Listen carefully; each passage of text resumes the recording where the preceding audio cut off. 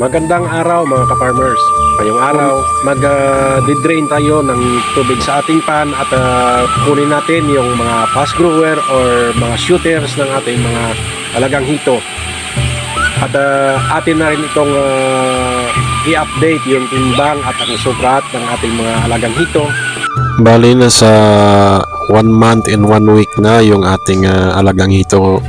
Ngayon, na-delay na lang tayo sa pag-update ng timbang at sukat ng ating alagang hito kasi mga last week ay nagkasakit tayo kaya hindi tayo kaagad sukat at nagtimbang ng ating alagang hito. Bali ang ginagawa na lang natin dyan ngayon ay tinatanggal natin yung harang na sa ating sa drain ng ating pan para lumabas yung mga tubig na nasa loob at para malimas na rin natin yung mga alaga nating hito dyan. Ang kagandahan lang dito pag marami kang alagang hayop ay marami ka ring source of income. Katulad sa akin, meron akong mga alagang baboy, merong alagang manok, pato, pabo at itik at ito rin yung alaga nating hito. Mas maganda kasi mga ka-farmers na habang bata ka pa ay meron ka ng mga source of income para pagdating sa magkakaroon ka na ng sarili mong pamilya ay hindi ka na mahihirapan pag may mga source of income ka na. Bali, hinihintay lang natin ito na maubos yung tubig sa loob para makita natin yung mga alaga nating hito at makuha natin yung mga fast grower or shooter ng ating alagang hito para ito kasi yung mga shooter or fast grower ng ating hito ay magiging predator kasi ito ng mga maliit nating hito pag hindi natin ito natanggal.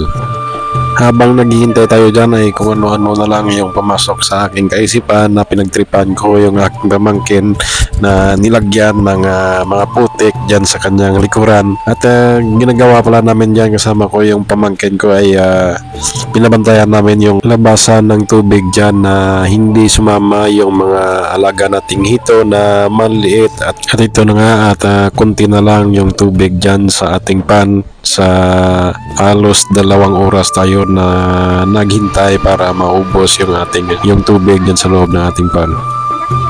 At dahil kunti na lang yung tubig dyan sa ating pan ay nilimas na lang namin ito para makuha na agad yung alaga nating hito at masukat at patimbang na rin yung hito natin. At sinimulan namin ito ng aking kapatid na suyudin gamit yung kulambo na ginagamit namin para pumasok yung mga alaga nating hito dyan sa loob nating kulambo at makuha natin agad.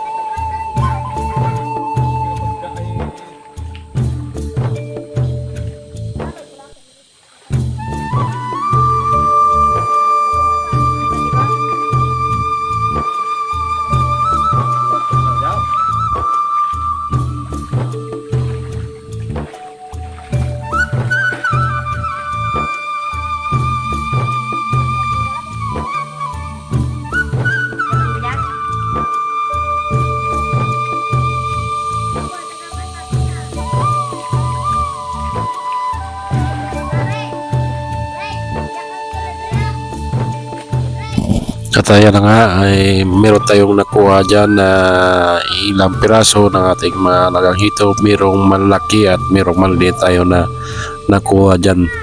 Bali nilagay na natin dyan sa ating timba para makuha natin at makuna natin ng sample mamaya para sa ating pagsusukat at pagtitimbang ng ating alagang hito.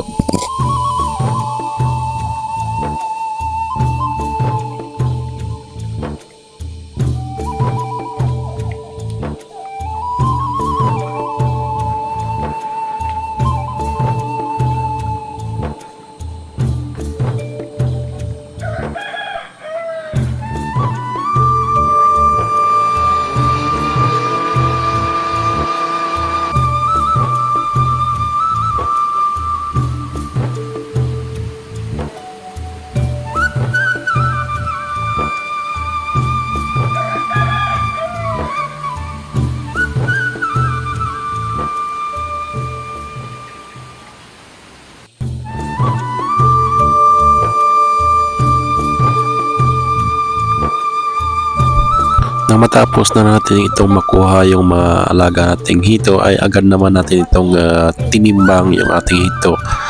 Yung isang malaki na ito ay tumitimbang ito ng 43 grams.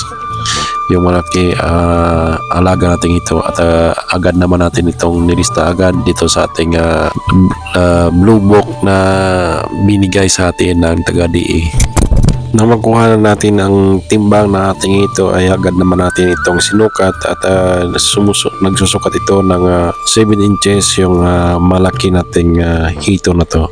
Ito palang isang ito ay ito ang pinakamalaking huli natin na alaga nating hito ngayon.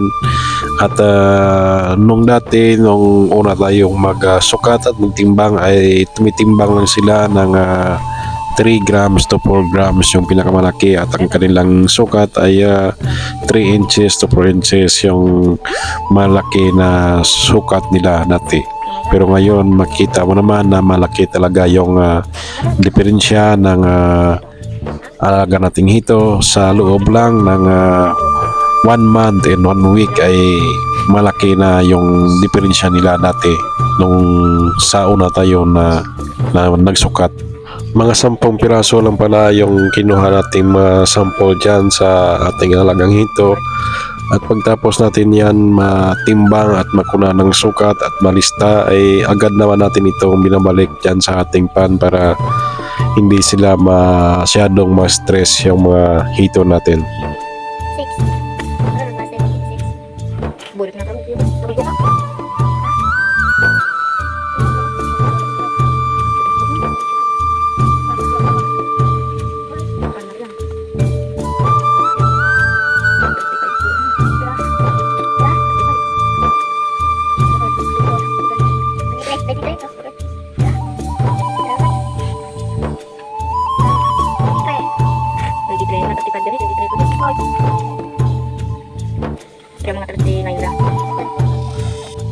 At kung umabot ka nga pala dito mga ka-farmer sa video na to, pwede naman pasuyo sa'yo na paki-like and share naman ng ating video na to. Salamat!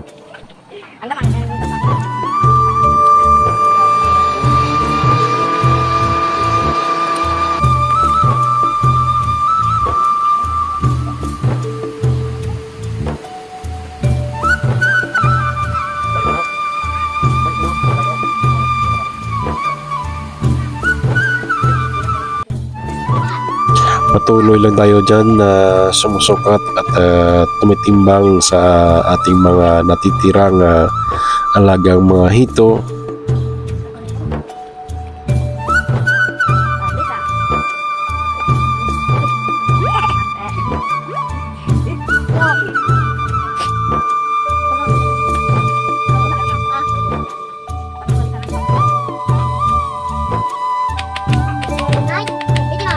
Hanggang dito lang pala ngayon mga ka-farmers ang ating video ngayon.